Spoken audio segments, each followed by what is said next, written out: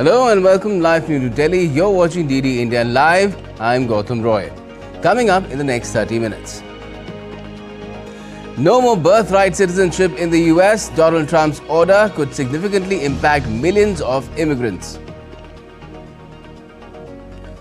The World Health Organization hopes the US will reconsider withdrawal from the Global Health Agency. The EU also voices concern over the move.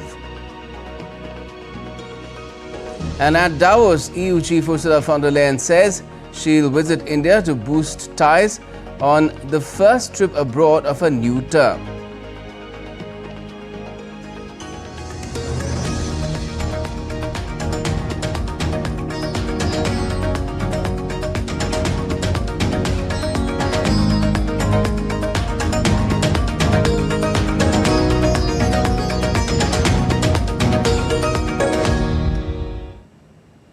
First up, Donald Trump is back in the White House, officially sworn in on Monday as the 47th President of the United States.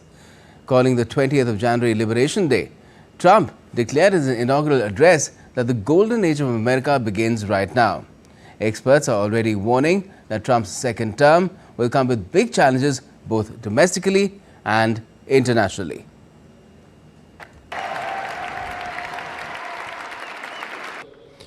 The golden age of America begins right now.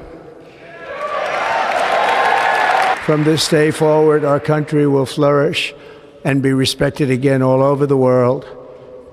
We will be the envy of every nation, and we will not allow ourselves to be taken advantage of any longer. Donald Trump's return to the White House marks one of the most remarkable comebacks in modern political history.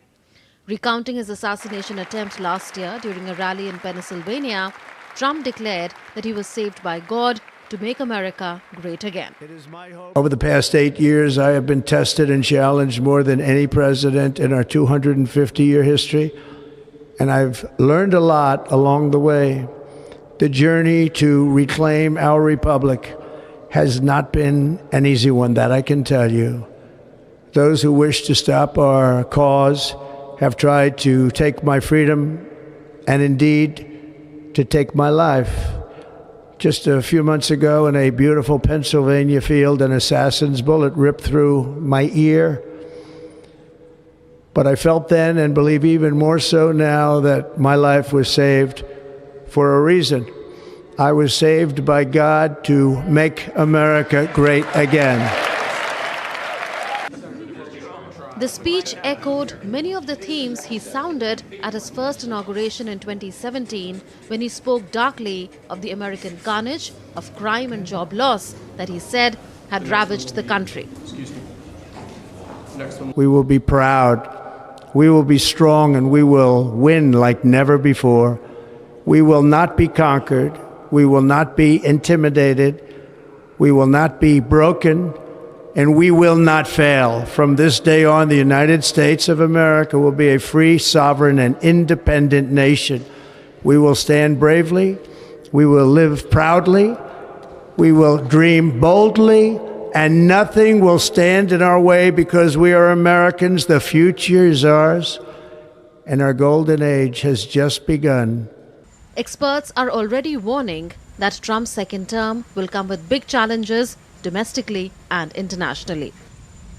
Inflation, job creation, and workforce concerns are just a few of the major issues on his plate. With inflation still a major worry for many Americans, Trump is expected to focus on reducing government spending and boosting domestic energy production. Geopolitical issues like tensions with China or the Ukraine war require Trump to outline a strong but measured foreign policy approach, addressing both national security and economic concerns. Trump's inauguration completes a triumphant comeback for a political disruptor who survived 2 impeachment trials, a felony conviction, 2 assassination attempts, and an indictment for attempting to overturn his 2020 election loss. It's a bold start for Trump 2.0. Now all eyes will be on whether he can truly deliver on his promise of a golden age for America. Bureau Report, DD India.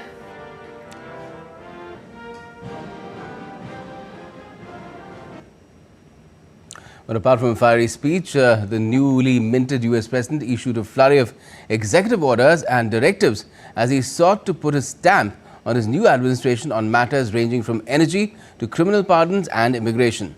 Here are some of the key executive orders signed on Trump's first day back in the Oval Office. So this is January 6th. These are the hostages. Approximately 1,500 for a pardon. Oh, what a great feeling. Leaves office taking a pardon every person they ever met. I think it makes Biden look very bad, very weak, and very guilty. We're getting rid of all of the cancer.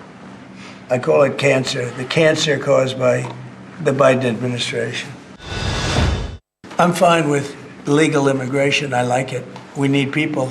Could happen. Stranger things have happened. Ooh, that's a big one. To sell it or close it.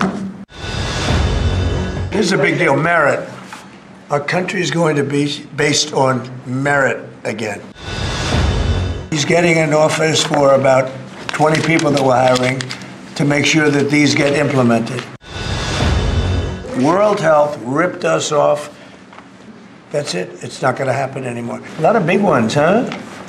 You know what that means, right?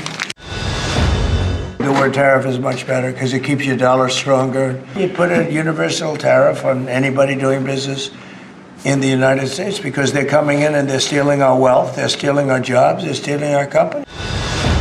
We have more than anybody else. We're going to make a lot of money from energy. The one thing they can do to catch up quickly, buy our oil and gas.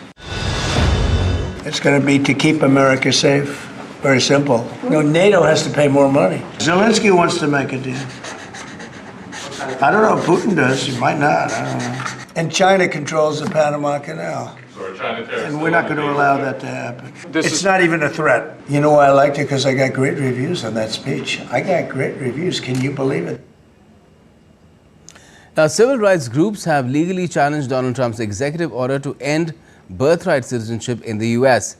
Led by the American Civil Liberties Union, the groups have argued that Trump's order violates rights enshrined in the U.S. Constitution's 14th Amendment.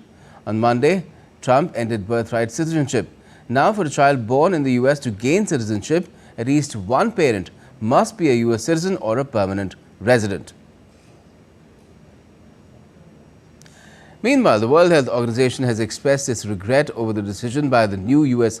administration of Donald Trump to withdraw the country from the UN agency. A WHO spokesperson said on Tuesday that it regrets President Donald Trump's decision to withdraw from the global agency and hopes that it will change its mind. The World Health Organization regrets the announcement that the United States of America intends to withdraw from the organization. WHO plays a crucial role in protecting the health and security of the world's people, including Americans, by addressing the root causes of disease, building stronger health systems, and detecting, preventing, and responding to health emergencies, including disease outbreaks, and often in dangerous places where others cannot go.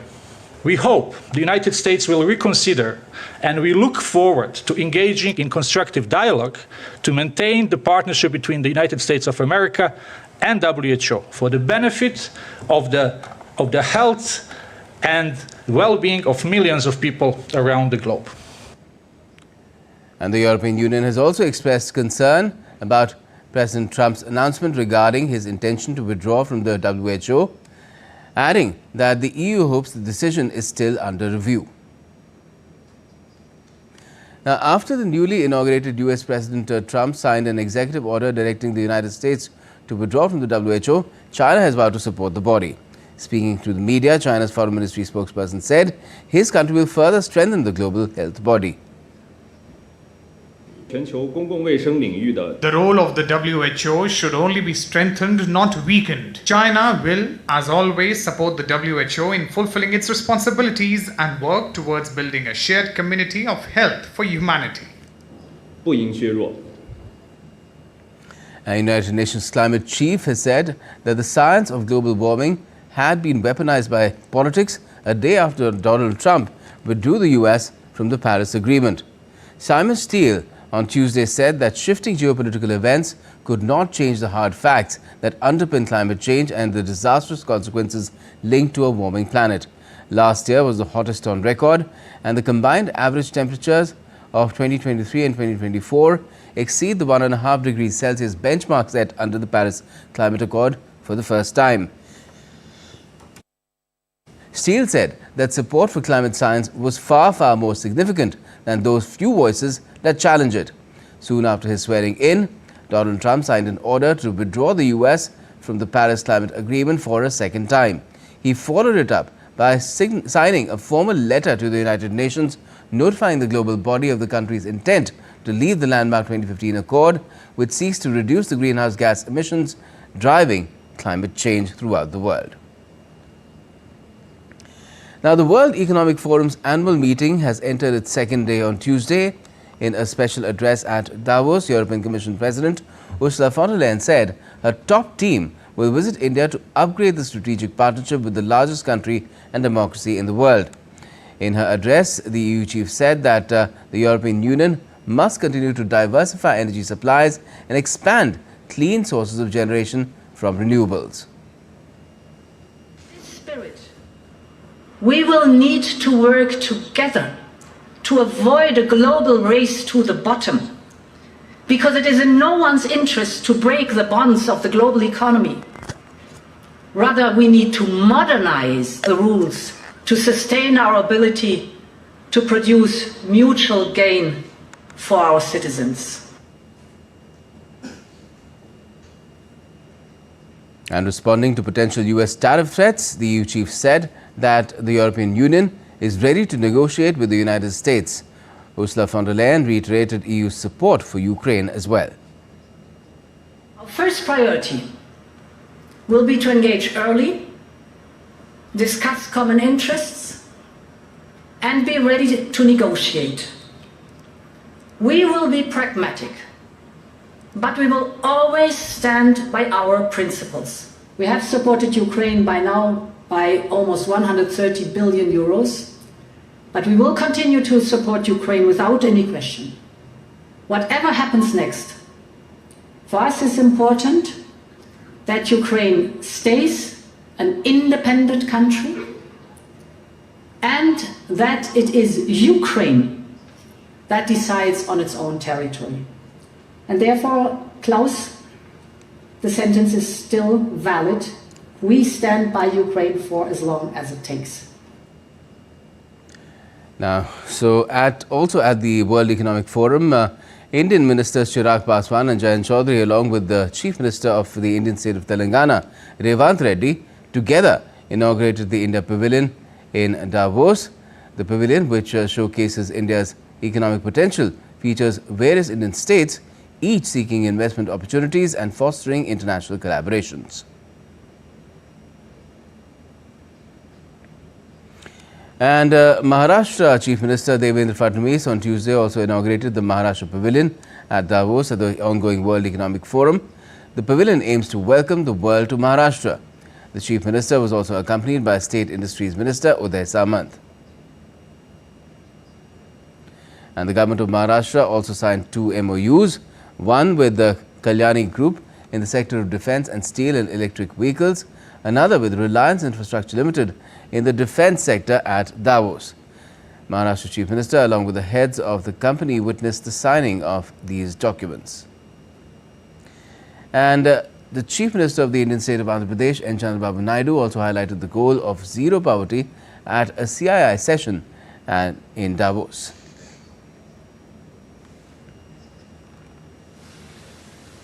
There are inequalities between haves and have-nots. It is growing. But ultimately, people as capital. Zero poverty is the goal. How to reduce inequalities continuously. It is the responsibility of everyone. As policymakers, my responsibility. As corporate leaders, it is equally your responsibility. All of us will join together how to make India without any poverty. And still to come on this edition of DD India Live. The death toll rises to 66 in a ski resort hotel fire in Turkey. And India's security forces have eliminated 23 left-wing extremists in a joint operation.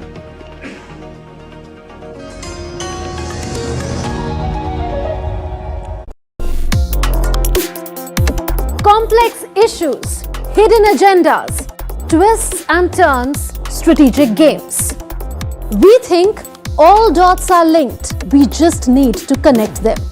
Join me every week as I connect the dots to unravel hidden designs in statecraft, mysteries, and decode issues that matter to you. Watch Connecting the Dots with me at these times on DD India.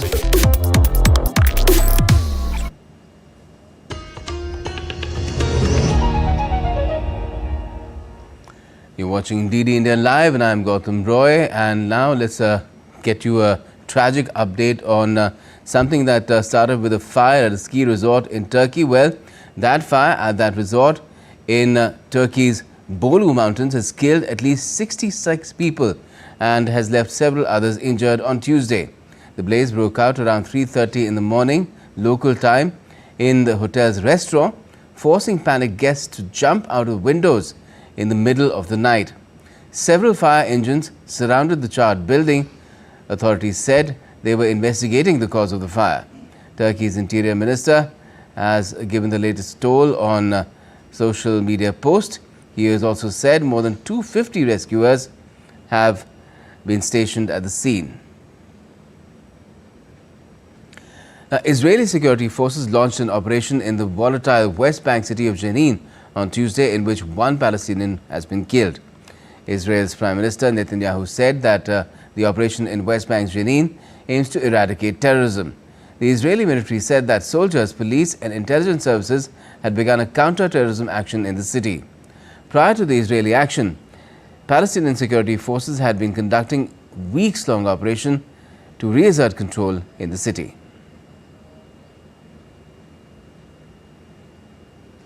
Meanwhile, a Hamas official has confirmed it will release 4 Israeli women hostages on Saturday in exchange for Palestinian prisoners. Over the coming weeks, Hamas is expected to release more than 90 hostages as part of the ceasefire deal, while Israel will release Palestinian prisoners in return. Now let's get to the latest on the Russia-Ukraine conflict.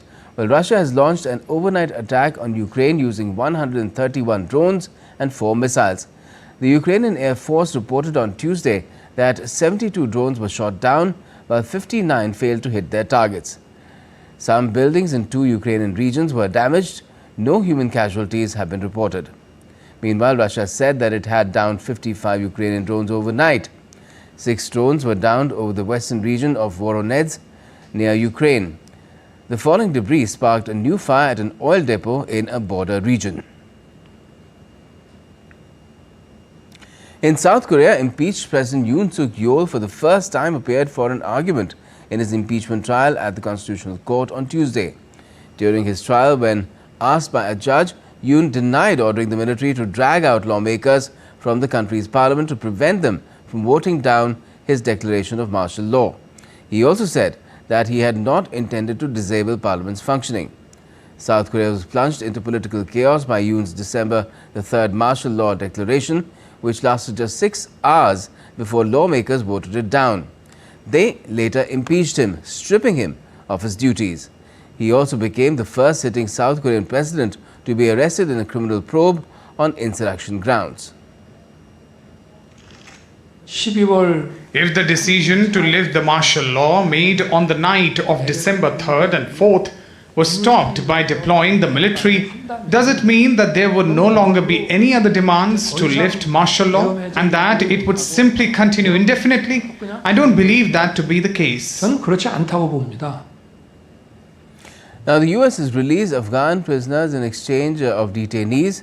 The Afghan Foreign Ministry on Tuesday said that Khan Mohammed, who was sentenced to life imprisonment in 2008 by a US court on charges of drug smuggling and terrorism, was released in exchange for 2 US citizens held in Afghanistan, calling the exchange an example of resolving issues Through dialogue, the Taliban government expressed gratitude towards Qatar for brokering the deal.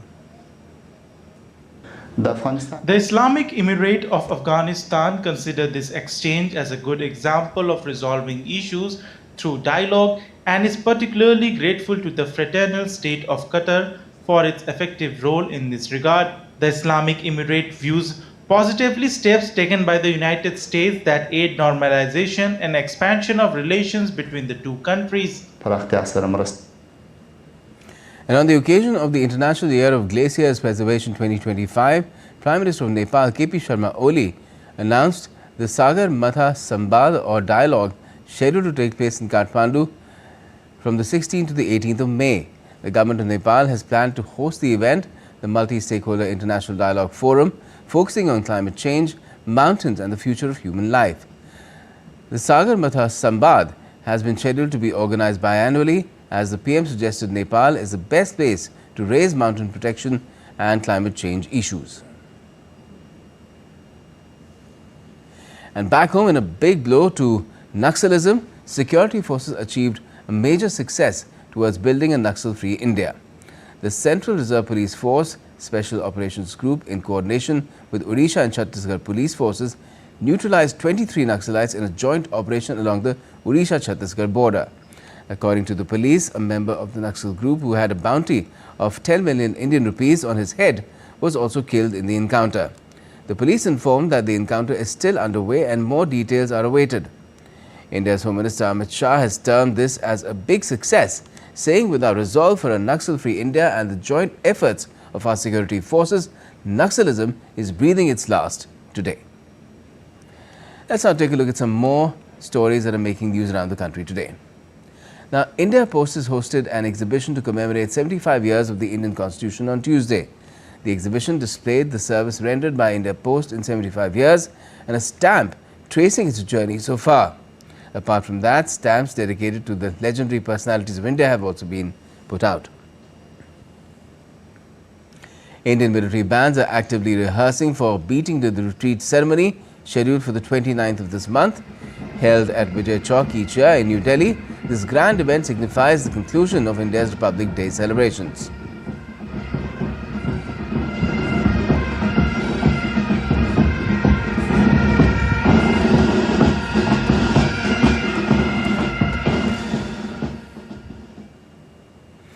The Mahakumbh festival is currently underway in India's Uttar Pradesh's Prayagraj, and each day is witnessing a record number of devotees who are taking the holy dip at the Triveni Sangam. Many cultural events are also taking place and unfolding at various venues to entertain the visitors. Time now for some sports as well, and Alexander Zverev played his best to down Tommy Paul 7-6, 7-6, 2-6 and 6-1 on Tuesday and reached his third Australian Open semi-final in 5 years. The 27-year-old German dominated his American opponent in tie-breaks to lock up the first two sets. Paul bagged the third set, but Zverev upped his game through the fourth. Aryna Sabalenka kept a historic Australian Open hat-trick on track on Tuesday as she battled past Russian 27th seed Anastasia Pavlyuchenkova 6-2, 2-6, 6-3 in the quarters. The world number one from Belarus will now face Spain's Paula Badosa for a place in the final. Meanwhile, the big-ticket clash between Novak Djokovic and Carlos Alcaraz is underway at Melbourne Park for a semi-final berth. Now, chess and world champion D. Gukesh has played out a draw with top seed Fabiano Caruana of the United States in the third round of the Tata Steel Chess Tournament at Wijk aan Zee in the Netherlands. Now, this was the first game to end in the Masters section, and it lasted just 24 moves. Gukesh decided against taking any risks. The world chess champion decided soon that fighting for advantage could be tricky. Both the players are on 2 points after the result. Later, Grandmaster R. Pragnananda secured victory over compatriot Arjun Erigesi to share the lead with Uzbek Nodirbek Abdusattorov after the third round of the tournament. Both Pragnananda and Abdusattorov have 2.5 points each. The game lasted 60 moves, handing Erigesi his second defeat in 3 days after his opening round loss. And in the ICC Under-19 Women's World Cup, India secured a dominant 10-wicket win over hosts Malaysia at the Biomass Oval in Kuala Lumpur on Tuesday. The visitors bowled out Malaysia for a meagre 31 runs in 14.3 overs, courtesy of Vaishnavi Sharma's remarkable bowling figures of 5 for 5 and Ayushi Shukla's 3 for 8. Vaishnavi Sharma scripted history as she became the first Indian bowler to take a hat-trick in Under-19 Women's World Cup. Team India, led by Nikki Prasad, chased down the target in less than 3 overs without losing a single wicket. And that's all we have for this edition of DD India Live, but let us know your thoughts on the news of the day. And for those on the go, you can get all the latest news and updates from India and across the world on DD India's mobile app. It's available on both Android and iOS. You can scan the QR code right there on the screen and download the app now. And we'll be back with more news as it breaks here on DD India. I'm Gautam Roy, and from all of us here in Delhi, thanks for watching DD India Live.